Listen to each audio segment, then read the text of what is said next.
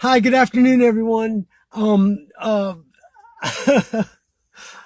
just got off the phone with a friend of mine, and it was just mind blowing because I was gonna do this before I called, but I did it after the call. But it's the same thing that I'm gonna do anyways.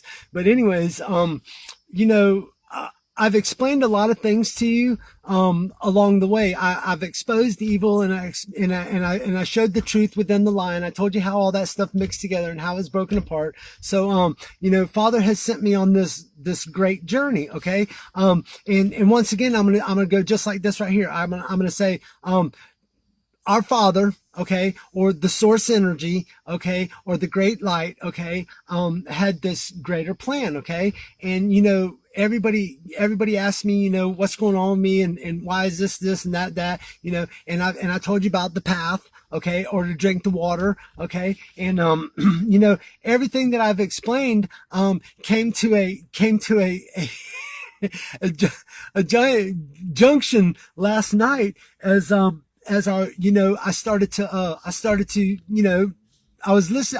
was reading the book of Joshua, okay, and those are one of the 88 books that got hidden from us, okay, and which led me to something else. Something popped up, so I went over to look at it real quick, but it led me to something else, and it was about a heart transplant and this little girl that had a heart transplant. Okay, now I'm going to explain this, okay, as best as I possibly can. Okay, there was a little girl. She had a bad heart, okay, and so she needed a heart transplant. Well, they got a heart for her, and they transplanted the heart, and it was a good heart, and it worked very, very well in her, okay.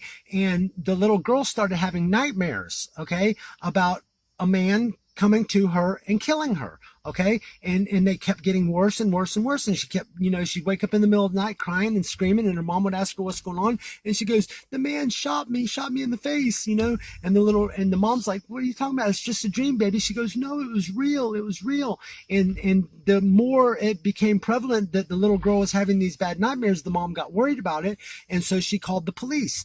The police came and asked the little girl, what was going on, and she said, the man shot me in the face.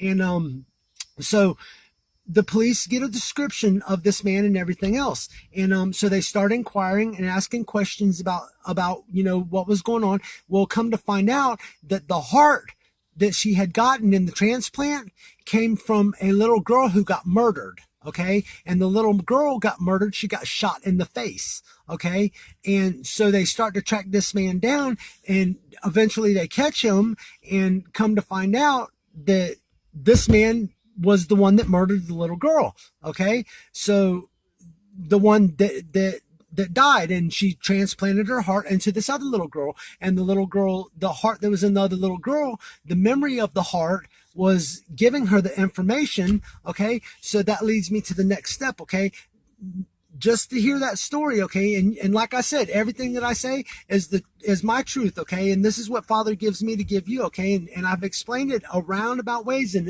a spherical order, or in a spherical objection of all of this in every direction that I can possibly give. So last night, as I'm going through the book of Joshua, it talks about Joshua goes to Syria, and this man is sick, and all the physicians there have been trying with herbs and different things and trying to heal this man. And he walks up to Joshua and he says, Master, he says, I'm sick, I'm ill, I'm dying. Can you help me? And he says, by my words, you are healed. Okay.